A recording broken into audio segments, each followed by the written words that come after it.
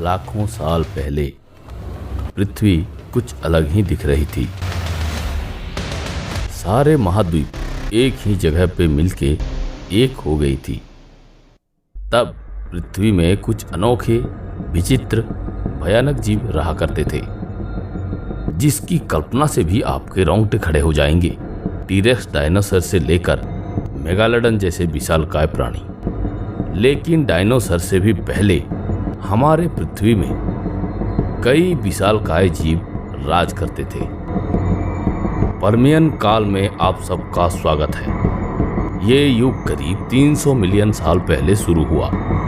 उससे पहले हमारे ग्रह पर एक ही महाद्वीप था, पेंजिया, जो पेंथालासा नामक एक महासागर से घिरा हुआ था। आइस एज के अंत के बाद पर्मियन काल का प्रारंभ हुआ, जब तापमान आज के तुलना में बहुत ही ठंड था।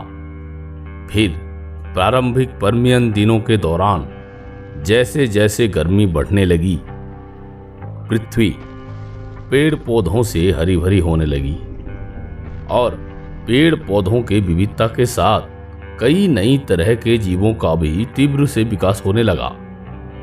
लेकिन जैसे कि आप सभी जानते हैं, हमारे धरती पर सब कुछ सदैव परिवर्तनशील है। अगले 50 मिलियन सालों में धरती और गर्म और शुष्क होती गई और नतीजा जो भी सभी जीव वहां राज करते थे और जो कुछ भी था, सबका पूरी तरह विनाश हो गया, जो हमारे ग्रह के इतिहास की सबसे घातक घटना थी। वैज्ञानिक उस घटना को द ग्रेट डाइंग कहते हैं। ये घटना सामूहिक विलुप्ति की एक बहुत बड़ी घटना थी, जो पृथ्वी ने शायद ही कभी देखा हो। और भी ऐसे 5 घटनाएं हैं जो इससे मिली जुली हैं। लेकिन इससे पहले कि हम इन उदासी और विनाश तक पहुंचे, चलिए हम चलते हैं एक अतीत की यात्रा में। पर्मियन काल में कुछ विशालकाय और अविश्वसनीय प्रजातियां हमारे धरती पर शान से जीते थे। अगर आप समय यात्रा कर सकते तो सोचिए, आप 300 मिलियन साल पीछे यानी पर्मियन काल में पहुंच गए, तो आप पंजिया द्वीप के एकदम बीचों बीच पहुंचेंगे। वहां आपके नजर में आएंगे दुनिया का पहला पौधा, जिसे जिम्नोस्पर्म कहते हैं। ये पौधे अपने शंकुओं में बीज को छुपा के रखते थे। जब थोड़ी दूर आप आगे जाएंगे तो आप ड्रैगनफ्लाई, बीटल्स और कॉकरोच को देखेंगे। ये वो कॉकरोच नहीं है जो आजकल आप देखते हैं। ये कॉकरोच बहुत ही बड़े और विशालकाय थे, जिसको देखते ही आपको अपनी नानी याद आ जाए। प्राग ऐतिहासिक कीड़े मकोड़े बहुत ही विशालकाय और भयानक हुआ करते थे। लेकिन कोई और भी था जो उस प्राग ऐतिहासिक काल में राज करता था, डायमोट्रोडॉन, एक विशालकाय छिपकली। ये जानवर जितना आकर्षक था, उतना ही डरावना भी। जब आपका सामना उस विशालकाय प्राणी से होगा, तो ऐसे में आप क्या महसूस करेंगे?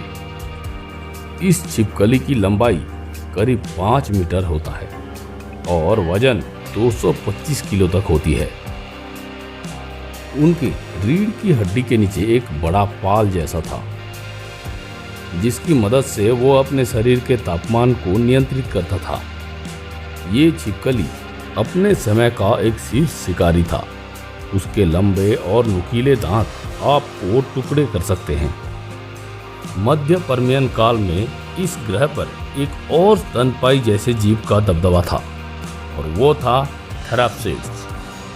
उनके पास एक मजबूत जबड़ा और नुकीले चाकू जैसे पैने दांत, मध्यम आकार के पैर जो सभी शरीर के निचले हिस्से में होते हैं।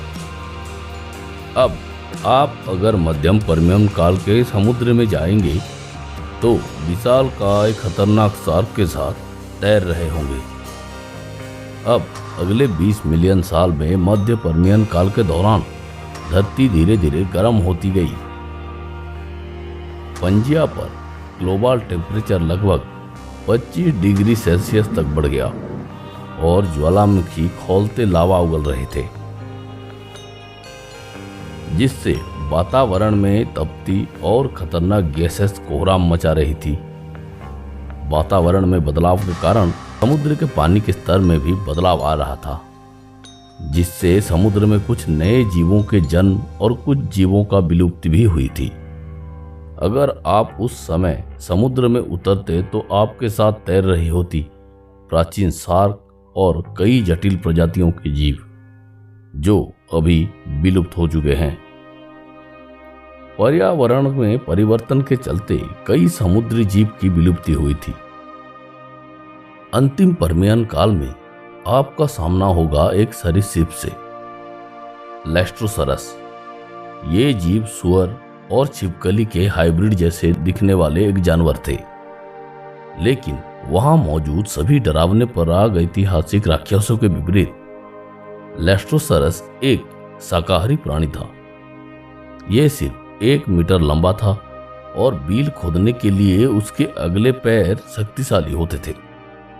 इसके अलावा एक और स्तनपायी जैसे दिखने वाली छिपकली विकसित हुई, जिसे साइनोडंट के नाम से जाना जाता था।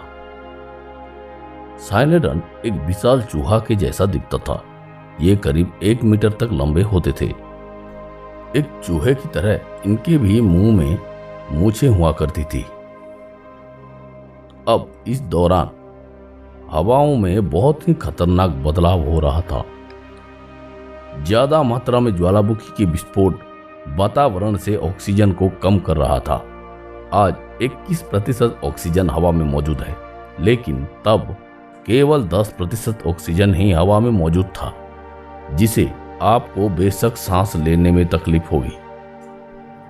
उस माहौल में भी गर्मी और बढ़ता गया, लगभग 28 डिग्री सेल्सियस।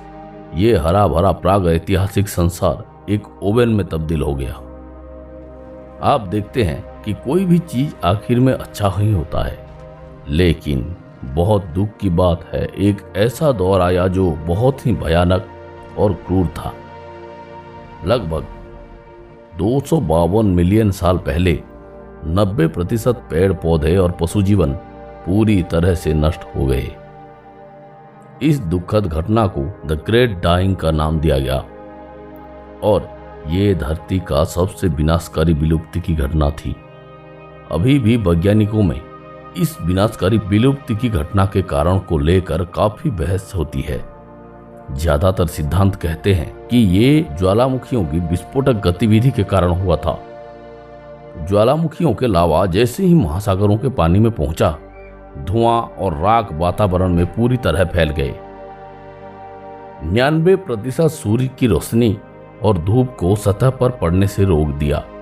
सूर्य की रोशनी के बिना ग्लोबल टेम्परेचर अचानक ही कम हो गए, जिससे पौधे अपने संश्लेषण प्रक्रिया नहीं कर पाए और वो नष्ट हो गए। पौधों के नष्ट होने से खाद्य श्रृंखला पर एक बहुत बड़ा बदलाव आया। पेड़ पौधे पर निर्भर करने वाले जीव खाना ना मिलने की वजह से मर गए। हालत बेहतर होने की बजाय और भी बदतर होते चली गई। कार्बन डाइऑक्साइड गैस के बढ़ने से वायुमंडल में टेम्परेचर खतरनाक रूप से बढ़ती चली गई, जिससे महासागर के पानी में असर दिखने लगा। महासागर के पानी में भी ऑक्सीजन की कमी होने लगी। पर्मियन काल के सामुद्रिक जानवरों को सांस लेने भी बहुत ही दिक्कत हुई और धीरे धीरे वो विलुप्त हो गए। इस महाविनाश में करीब 95% सामुद्रिक जीव और 70% जानवरों की विलुप्ति हो गई। तो दोस्तों, अगर आपको आज की वीडियो पसंद आई हो तो वीडियो को एक लाइक करके चैनल को सब्सक्राइब करना ना भूलना। मिलते हैं ऐसे ही और एक वीडियो में। जय हिंद।